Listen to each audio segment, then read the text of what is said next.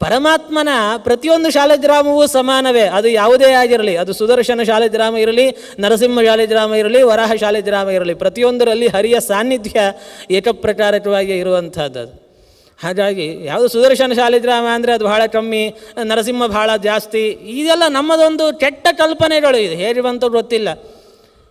ಇದನ್ನು ಎಂದೂ ಆ ರೀತಿ ಮಾಡುವಂಥದ್ದಲ್ಲ. ಶಾಲಿಗ್ರಾಮ ಇರಲಿ, ಸುದರ್ಶನ ಇರಲಿ, ಚಕ್ರಾಂಕಿತ ಇರಲಿ, ಅದೆಲ್ಲ ವಿಷ್ಣುವಿನ ಸಾನ್ನಿಧ್ಯ ಹೊಂದಿರುವಂಥದ್ದು. ಅದರಿಂದ ಬಹಳ ಪವಿತ್ರವಾಗಿರುವಂಥದ್ದು. ಆ ಭಾವನೆ ನಮಗಿರಬೇಕು ಅದರಲ್ಲಿ. ಓಂ ನಮೋ ವಿಷ್ಣು ರೂಪಾಯ ವಿಷ್ಣು ಚಕ್ರಾಯತೇ ನಮಃ ಗೃಹಾಣಾರ್ಘ್ಯಂ ಮಯಾ ದತ್ತಂ ಸರ್ವಕಾಮಪ್ರದೋಭವ ಅಂತ ಚಕ್ರತೀರ್ಥದಲ್ಲಿ ಸ್ನಾನ ಮಾಡುವಾಗ ಅಲ್ಲಿರುವ ಚಕ್ರಾಂಕಿತ ಶಿಲೆಗೆ ನಾವು ಅರ್ಘ್ಯವನ್ನು ಕೊಡಬೇಕು ಅಂತ ತಿಳಿಸಿಕೊಟ್ಟಿದ್ದಾರೆ.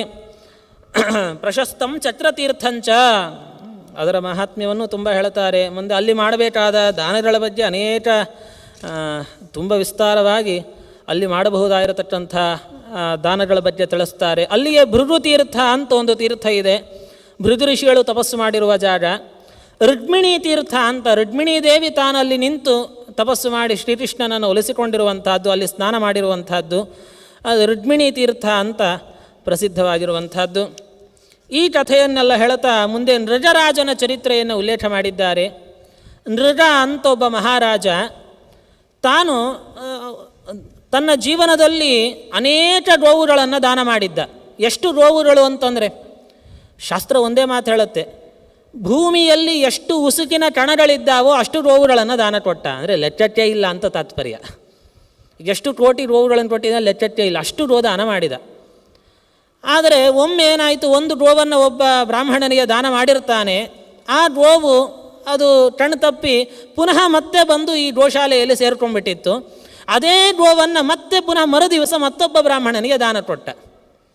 ಆ ಇಬ್ಬರಲ್ಲಿಯೂ ಗಲಾಟೆ ಶುರುವಾಯಿತು. ಇದು ನನ್ನ ಹಸು, ಇದು ನೃಜರಾಜ ನನಗೆ ಕೊಟ್ಟಿದ್ದಾನೆ, ಗಲಾಟೆ ಶುರುವಾಯಿತು. ಇಬ್ಬರು ನೃಜರಾಜನ ಹತ್ರ ಬಂದರು. ಈ ಪರಿಷ್ಕಾರ ಮಾಡಲಿಕ್ಕೆ ಆಗಿಲ್ಲ. ನೃಜರಾಜ ಬೇಡಿಕೊಂಡ, ಯಾರಾದರೂ ಒಬ್ಬರು ಈ ಗೋವನ್ನು ಬಿಟ್ಟುಬಿಡಿ, ಮತ್ತೊಬ್ಬರಿಗೆ ಇದರ ಬದಲಾಗಿ 10,000 ಹಸು ಕೊಡ್ತೇನೆ ನಾನು. ಯಾರೂ ತಯಾರಿ, ನನಗೆ ಇದು ಕೊಟ್ಟಿದ್ದಿ ಇದೇ ಬೇಕು ಅಂತ ಕೂತ್ರು. ಇಬ್ಬರು ಹಠ ಮಾಡಿದರು. ಹಠ ಮಾಡಿ ಜಗಳ ಮಾಡಿ ಆ ಹಸುವನ್ನು ಬಿಟ್ಟು ಹೊರಟು ಬಿಟ್ಟರು. ಕೊನೆಗೆ ಈ ಒಂದು ಪ್ರಭಾವದಿಂದ ನೋಡಿ, ದತ್ತಾಪಹಾರ ಅಂತ ಕರೆಯುತ್ತಾರೆ ಇದನ್ನೇ. ದಾನ ಮಾಡಿದ ವಸ್ತುವನ್ನೇ ನಾವು ಪುನಃ ವಿನಿಯೋಗ ಮಾಡಿಕೊಳ್ಳುವಂಥದ್ದು. ಒಮ್ಮೆ ಒಂದು ಪದಾರ್ಥವನ್ನು ಮತ್ತೊಬ್ಬರಿಗೆ ಕೊಟ್ಟ ಮೇಲೆ ಅದು ಮುಗೀತು ಅಂತ, ಅದು ನಮ್ಮದಲ್ಲ, ಕೊಡುವಾಗಲೇ ನ ಮಮ, ಇದು ನನ್ನದಲ್ಲ ಅಂತ ಹೇಳಿ ಕೊಡುವಂತಹದ್ದು. ಹಾಗಾಗಿ ಪುನಃ ಅದನ್ನು ನಾವು ಬಳಸುವಂತೆ ಇಲ್ಲ. ಆದರೆ ಕೊಟ್ಟ ಪದಾರ್ಥವನ್ನೇ ಮತ್ತೊಬ್ಬರಿಗೆ ಕೊಟ್ಟ ನೃಜರಾಜ. ಇದರ ಪ್ರಭಾವದಿಂದ ಮುಂದೆ ಭೂಮಿಯಲ್ಲಿ ಒಂದು ಕೃತಲಾಸ ಅಂದರೆ ಓತಿಟಾಟ ಅಂತ ಅದನ್ನು ಕರೀತಾರೆ. ಅಂಥ ಒಂದು ಜನ್ಮ ಬಂದಿದೆ ನೃಜರಾಜನಿಗೆ. ಬಹಳ ಕಾಲ ದುಃಖ ಪಡ್ತಿದ್ದ. ಮುಂದೆ ಶ್ರೀಕೃಷ್ಣ ಬಂದು ಅವನಿಗೆ ಆ ಜನ್ಮದಿಂದ ಬಿಡುಗಡೆ ಮಾಡಿ ಉದ್ಧಾರ ಮಾಡಿದ ಅಂತ ಅವರ ಚರಿತ್ರೆಯನ್ನು ಇಲ್ಲಿ ತಿಳಿಸಿಕೊಡ್ತಾರೆ.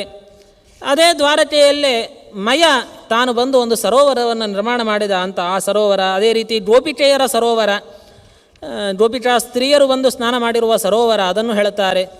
ಅನೇಕ ಅಲ್ಲಿರುವಂತಹ ಕ್ಷೇತ್ರಗಳ ತೀರ್ಥಗಳ ಮಹಾತ್ಮ್ಯವನ್ನು ವಿಸ್ತಾರವಾಗಿ ಹೇಳುತ್ತಾ ಅಲ್ಲಿ ಶ್ರೀಕೃಷ್ಣನ ಪೂಜಾಕ್ರಮ, ರುಕ್ಮಿಣಿಯನ್ನು ಯಾವ ರೀತಿ ಪೂಜಿಸಬೇಕು, ಕೃಷ್ಣನನ್ನು ಯಾವ ರೀತಿ ಪೂಜಿಸಬೇಕು, ಆ ಎಲ್ಲ ವಿಚಾರಗಳನ್ನು ನಮಗೆ ಇಲ್ಲಿ ತಿಳಿಸಿಕೊಡ್ತಾ ನಂತರದಲ್ಲಿ ದ್ವಾರಕಾ ಮಹಾತ್ಮ್ಯ, ತುಳಸಿ ಧಾರಣ ಮಹಾತ್ಮ್ಯ. ಶ್ರೀಕೃಷ್ಣನಿಗೆ ಒಂದೊಂದು ಪೂಜೆ ಮಾಡಿಸಿದರೆ ಒಂದೊಂದು ಪುಣ್ಯ ಅಂತ. ಕ್ಷೀರಾಭಿಷೇಕವನ್ನು ಮಾಡಿಸಿದರೆ 100 ಅಶ್ವಮೇಧ ಯಾಗದ ಮಾಡಿದ ಪುಣ್ಯ ಅಂತ ತಿಳಿಸಿದ್ದಾರೆ. ಅದಕ್ಕೆ 10 ಪಟ್ಟು ದಧಿ ಸ್ನಾನ, ಮೊಸರಿನ ಸ್ನಾನ ಮಾಡಿಸಿದರೆ ಅದಕ್ಕೆ 10 ಪಟ್ಟಂತ. ಅದಕ್ಕೆ 10 ಪಟ್ಟು ತುಪ್ಪದ ಸ್ನಾನದಿಂದ ಬರುತ್ತಂತ. ಹೀಗೆ ಅದರ ಫಲದಲ್ಲಿ ತಾರತಮ್ಯ ಹೇಳ್ತಾ ಹೋಗ್ತಾರೆ. ದೇವರಿಗೆ ಪಂಚಾಮೃತ ಸ್ನಾನ ಏನಿದೆಯಲ್ಲ, ಒಂದರಕ್ಕಿಂತಲೂ ಮತ್ತೊಂದು ಅದಕ್ಕೆ 10 ಪಟ್ಟು ಅಧಿಕ ಪುಣ್ಯವನ್ನು ಹೊಂದಿರುವಂಥದ್ದು. ಆದ್ದರಿಂದ ಕೃಷ್ಣನಿಗೆ ಪಂಚಾಮೃತ ಸ್ನಾನ ಮಾಡಿಸುವಂಥದ್ದು, ಅಲ್ಲಿ ವಿಷ್ಣು ಸಹಸ್ರನಾಮವನ್ನು ಜಪ ಮಾಡುವಂಥದ್ದು, ವಿಶೇಷವಾಗಿ ಭಗವದ್ಗೀತಾ ಪಾರಾಯಣ. ಶ್ರೀಕೃಷ್ಣ ತಾನೇನು ಅರ್ಜುನನಿಗೆ ಉಪದೇಶ ಕೊಟ್ಟಿದ್ದಾನೆ ಅಂತಹ ಗೀತಾಪಾರಾಯಣ, ಗೀತಾ ಪುಸ್ತಕದ ದಾನ, ಅದಕ್ಕೆಲ್ಲ ಬಹಳ ಪುಣ್ಯವನ್ನು ಹೇಳಿದ್ದಾರೆ. ಮತ್ತು ಕೃಷ್ಣನ ನಿತ್ಯ ತುಳಸಿ ದಳಗಳಿಂದ ಅರ್ಚನೆ. ದೇವರಿಗೆ ಬಹಳ ಇಷ್ಟವಾಗಿರುವಂಥದ್ದು ಅಂದರೆ ತುಳಸಿ ದಳ. ನಿತ್ಯ ಸನ್ನಿಧಾನ ತುಳಸಿ ವೃಕ್ಷದಲ್ಲಿ ಪರಮಾತ್ಮ ಯಾವಾಗಲೂ ಬಂದು ನೆಲೆಸಿರ್ತಾನಂತೆ. ಎಲ್ಲಿ ಯಾರ ಮನೆಯಲ್ಲಿ ತುಳಸಿ ಚೆನ್ನಾಗಿ ಬೆಳೆದಿರುತ್ತೆ ಆ ಮನೆ ಅದು ಕೇವಲ ಮನೆ ಅಲ್ಲ, ಅದೊಂದು ಕ್ಷೇತ್ರ ಅಂತ ಹೇಳುತ್ತಾರೆ. ತದ್ರಹನ್ ತೀರ್ಥರೂಪಂ, ಅದು ಒಂದು ದೊಡ್ಡ ತೀರ್ಥಕ್ಷೇತ್ರ ಇದ್ದ ಹಾಗೆ ಆ ಮನೆ. ಯಾಕಂದರೆ ಭಗವಂತನ ಸನ್ನಿಧಾನ ಇದೆ. ತುಳಸಿ ಚಾನನಂ ಯತ್ರ ಯತ್ರ ಪದ್ಮ ವನಾನಿ ಚ ವಸಂತಿ ವೈಷ್ಣವ ಯತ್ರ ತತ್ರ ಸನ್ನಿಹಿತೋ ಹರಿಹಿ ಅಂತ ಪುರಾಣದ ಮಾತು. ಆದ್ದರಿಂದ ಮನೆಯಲ್ಲಿ ಎಷ್ಟು ಸಾಧ್ಯ ಆಗತ್ತೆ ಅಷ್ಟು ವಿಶೇಷವಾಗಿ ತುಳಸಿಯನ್ನು ಬೆಳೆಸಿ ತುಳಸಿಯಿಂದ ಶಾಲಗ್ರಾಮಗಳ ವಿಷ್ಣು ಪ್ರತೀಕಗಳ ಅರ್ಚನೆಯನ್ನು ಮಾಡಬೇಕು ಅಂತ ವ್ಯಾಸರು ನಮಗೆಲ್ಲಿ ತಿಳಿಸ್ತಾ, ಹಾಗೆಯೇ ಏಕಾದಶಿ ವ್ರತದ ಮಹಾತ್ಮ್ಯ ಅದು ಬಹಳ ವಿಸ್ತಾರವಾಗಿ ಬಂದಿದೆ. ದ್ವಾರಕಾ ಮಹಾತ್ಮ್ಯ ಹೇಳುವಾಗ ಈ ಮಧ್ಯದಲ್ಲಿ ಏಕಾದಶಿ ವ್ರತ ಭಗವಂತನಿಗೆ ಎಲ್ಲ ವ್ರತಗಳ ಪೈಕಿ ಬಹಳ ಇಷ್ಟ ಆಗುವ ವ್ರತ ಅಂದರೆ ಅದು ಏಕಾದಶಿ ವ್ರತ ಅಂತ.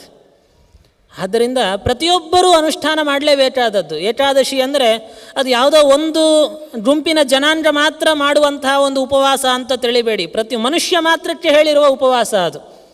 ನಾವು ಯಾರೇ ಇರಲಿ, ಯಾವ ವರ್ಗಕ್ಕೆ ಸೇರಿರಲಿ, ಏನೇ ಇರಲಿ, ಪ್ರತಿಯೊಬ್ಬ ಮನುಷ್ಯನು ಮಾಡಲೇಬೇಕಾಗಿರುವಂಥ ಒಂದು ಉಪವಾಸ ಅದು ಏಕಾದಶಿ ವ್ರತ.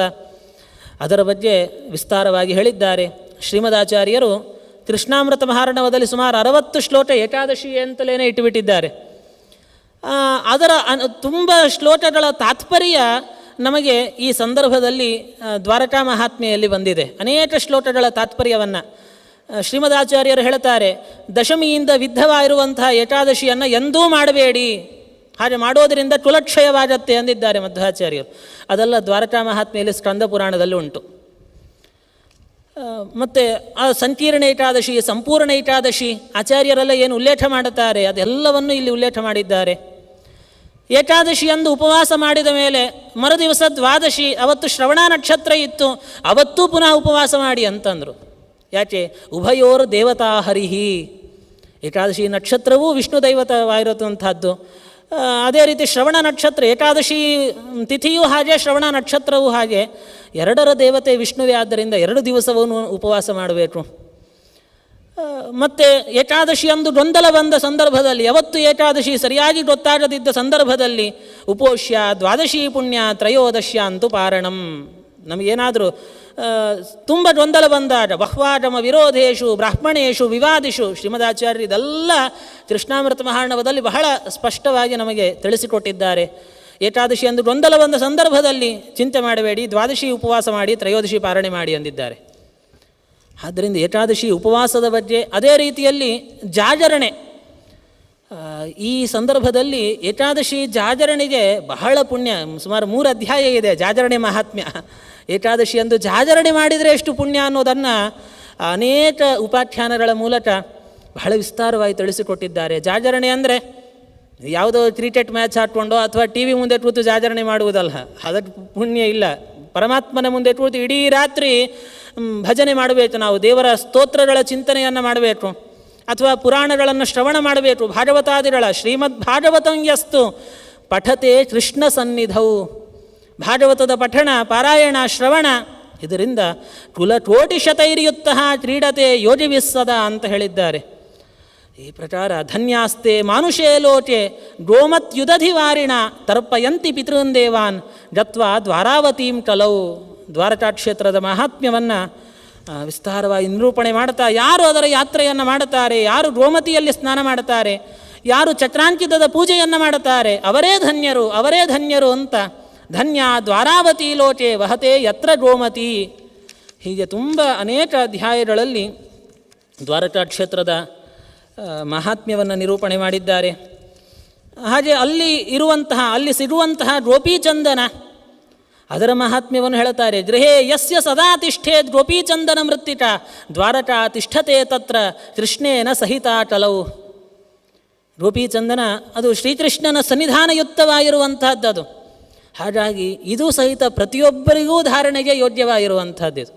ಯಾರೋ ಒಂದು ವರ್ಗದ ಜನ ಮಾತ್ರ ಧಾರಣೆ ಮಾಡಬೇಕು ಅಂತ ಇಲ್ಲ. ಗೋಪೀಚಂದನವನ್ನು ಯಾವ ಪುರಾಣಚಾರ ಸ್ಮೃತಿಚಾರ ಯಾರು ಅದನ್ನು ಹೇಳಲಿಲ್ಲ, ಪ್ರತಿಯೊಬ್ಬರೂ ಧಾರಣೆ ಮಾಡಬೇಕು ಅಂತ ತಿಳಿಸಿದ್ದಾರೆ. ಯಾಕೆಂದರೆ ಅದು ಶ್ರೀಕೃಷ್ಣನ ಪಾದದ ಧೂಳಿ ಗೋಪೀಚಂದನ. ಹಾಗಾಗಿ ಗೋಪೀಚಂದನದ ಧಾರಣೆಯಿಂದ ಕೃತಜ್ಞೋವಾಥ ರೋಧ್ನೋವ, ಎಂಥ ಮಹಾಪಾಪಗಳನ್ನು ಮಾಡಿರಲಿ, ಕೃತಜ್ಞತಾ ಪಾಪ, ಗೋಹತ್ಯ, ಬ್ರಹ್ಮಹತ್ಯ ಇತ್ಯಾದಿ ಪಾಪಗಳು, ಅದೆಲ್ಲವೂ ಗೋಪೀಚಂದನದ ಸಂಪರ್ಕ ಮಾತ್ರದಿಂದಲೇ ಆ ಎಲ್ಲ ಪಾಪಗಳು ನಾಶವಾಗ್ತವೆ. ಶ್ರೀಮದಾಚಾರ್ಯರು ಕೃಷ್ಣಾಮೃತ ಮಹಾರ್ಣವದಲ್ಲಿ ಹೇಳಿದ್ದಾರೆ. ಗೋಪೀಚಂದನದ ಮಹಾತ್ಮ್ಯವನ್ನು ಬಹಳ ಅದ್ಭುತವಾಗಿ ತಿಳಿಸಿಕೊಟ್ಟಿದ್ದಾರೆ. ಗೋಪೀಚಂದನ ಲಿಪ್ತಾನ್ರೋ ಯಂ ಯಂ ಪಶ್ಯತಿ ಚಕ್ಷುಷ ತಂತಂ ಶುದ್ಧಂ ವಿಜಾನೀಯಾನ್ ನಾತ್ರಕಾರ್ಯ ವಿಚಾರಣ. ಆಚಾರ್ಯರು ಎಷ್ಟು ಮಹತ್ವ ಹೇಳಿದ್ದಾರೆ ಅಂದರೆ, ಗೋಪೀಚಂದನ ಧಾರಣೆ ಮಾಡಿದವರು ಅವರು ಯಾವುದನ್ನು ನೋಡುತ್ತಾರೆ ಅದು ಶುದ್ಧ ಅಂತ ತಿಳಿರಿ ಅಂತ. ಇನ್ನು ಅವರು ಶುದ್ಧ ಅಂತ ಪ್ರತ್ಯೇಕ ಹೇಳಬೇಕೆ? ಅವರು ಹಚ್ಚಿಕೊಂಡವರು ನೋಡಿದ ವಸ್ತು ಸಹಿತ ಶುದ್ಧವಾಗತ್ತಂತ. ಗೋಪೀಚಂದನ ಲಿಪ್ತಾನ್ರಹ. ಅದರಿಂದ ಊರ್ಧ್ವಪುಂಡ್ರ ಮೃಜಂ ಸೌಮ್ಯಂ ಲಲಾಟೆ ಯಸ್ಯ ದೃಶ್ಯತೆ ಸ ಚಂಡಾಲೋಪಿ ಶುದ್ಧಾತ್ಮ ಪೂಜ್ಯ ಏವ ನ ಸಂಶಯ. ಯಾರು ಊರ್ಧ್ವಪುಂಡ್ರವನ್ನು ಹಚ್ಚಿರ್ತಾರೆ ಅಂಥ ವ್ಯಕ್ತಿ ಯಾರೇ ಆಗಿರಲಿ ಏನೇ ಇರಲಿ ಅವನು ಶುದ್ಧ ಅಂತಲೇ ತಿಳಿದುಕೊಳ್ಳಿ. ಯಜ್ಞೋದಾನಂ ತಪಶ್ಚೈವ ಸ್ವಾಧ್ಯಾಯ ಪಿತೃತರ್ಪಣಂ ವ್ಯರ್ಥಂ ಭವತಿ ತತ್ಸರ್ವಂ ಊರ್ಧ್ವಪುಂಡ್ರಂ ವಿನಾಕೃತಂ ಅಂತಾರೆ ಶ್ರೀಮದಾಚಾರ್ಯರು. ಊರ್ಧ್ವಪುಂಡ್ರ ಇಲ್ಲದೆ ಏನು ಕರ್ಮಗಳನ್ನು ಮಾಡಿದರೂ ಪೂರ್ಣವಾದ ಫಲ ಅದಕ್ಕೆ ಸಿರುವುದಿಲ್ಲ. ಅದಕ್ಕೋಸ್ಕರ ಗೋಪೀಚಂದನದ ಮಹಾತ್ಮ್ಯ, ಶ್ರೀಕೃಷ್ಣನ ಸಾನ್ನಿಧ್ಯದ ಚಿಂತನೆ ಬೇಕು. ನಿತ್ಯ ಹಚ್ಚಿಕೊಳ್ಳದಿರ್ತೇವೆ, ಗೋಪೀಚಂದನ ಮುದ್ರೆ ನಿತ್ಯ ಹಚ್ಚಿಕೊಳ್ಳುವುದೇ. ಆದರೆ ನಾವು ಅದನ್ನು ಹಚ್ಚುವಾಗ ಭಗವಂತನ ಸ್ಮರಣೆ ಬರಬೇಕು. ಇದು ಭಗವಂತ ಗೋಪಿಕೆಯರೊಡನೆ ಸಂಚಾರ ಮಾಡಿದ ಭೂಮಿಯ ಮಣ್ಣಿದು. ಹಾಗಾಗಿ ಅದು ನನಗೆ ಊರ್ಧ್ವದ ಗತಿಯನ್ನು ತಂದುಕೊಡುವಂತಹದ್ದು. ಈ ಊರ್ಧ್ವಪುಂಡ್ರ ಸಾಧನೆಯನ್ನು ಊರ್ಧ್ವಮುಖಿಯಾಗಿ ಆಗಿಸುವಂತಹದ್ದಿದು. ಆ ಚಿಂತನೆ ನಮ್ಮ ಮನಸ್ಸಿನಲ್ಲಿ ಬೇಕು. ಭಗವಂತನ ಗೋಪೀಚಂದನದ ಧಾರಣೆ, ಎಲ್ಲಿ ಗೋಪೀಚಂದನ ಇರುತ್ತೆ ಅವರ ಮನೆಯೇ ಒಂದು ದ್ವಾರಕೆ ಅಂತ ತಿಳಿಸಿದ್ದಾರೆ. ಅರ್ಥಾತ್ ಅಷ್ಟು ಪುಣ್ಯ ಅಂತ, ಕೃಷ್ಣನ ಸನ್ನಿಧಾನ ಇದೆ ಅಂತಲೇ ಅರ್ಥ. ಆದ್ದರಿಂದ ಅದನ್ನು ಎಲ್ಲೋ ನೆಲದ ಮೇಲಿಡಬಾರದು. ಗೋಪೀಚಂದನವನ್ನು ಅದನ್ನು ಯಾವುದಾದ್ರೂ ತಟ್ಟೆ ಬಟ್ಲು ಅಥವಾ ಏನು ಮುದ್ರಿ ಡಬ್ಬಿ ಇರುತ್ತೆ ಅದರಲ್ಲಿ ಇಡಬೇಕೇ ವಿನಃ ಎಂದು ಗೋಪೀಚಂದ ನೆಲದ ಮೇಲಿಡುವಂಥದ್ದು, ಕುಟ್ಟುವಂಥದ್ದು ಇದೆಲ್ಲ ಮಾಡಲಿಕ್ಕಿಲ್ಲ ಹೇಳಿದ್ದಾರೆ. ಗೋಪೀಚಂದನ ಖಂಡಂತೂ ಯೋ ದದಾತೀಹ ವಿಷ್ಣವೇ. ಗೋಪೀಚಂದನದ ದಾನಕ್ಕೂ ತುಂಬ ಪುಣ್ಯ ಹೇಳಿದ್ದಾರೆ. ಶ್ರೀಮದಾಚಾರ್ಯ ಹೇಳ್ತಾರೆ, ಅಪಿ ಸರ್ಷಪ ಮಾತ್ರೇಣ, ಒಂದು ಸಾಸುವೆ ಕಾಳಿನಷ್ಟು ಗೋಪೀಚಂದನವನ್ನು ದಾನ ಮಾಡಿದರೂ ಅವನಿಗೆ ಇಡೀ ಭೂಮಿ ಕೊಟ್ಟ ಪುಣ್ಯ ಬರುತ್ತೆ ಅಂದಿದ್ದಾರೆ. ಹಾಗಾಗಿ ಆ ಗೋಪೀಚಂದನದ ಮಹಾತ್ಮ್ಯವನ್ನು ಸ್ಕಂದ ಪುರಾಣ ಬಹಳ ವಿಸ್ತಾರವಾಗಿ ತಿಳಿಸಿಕೊಡುತ್ತೆ.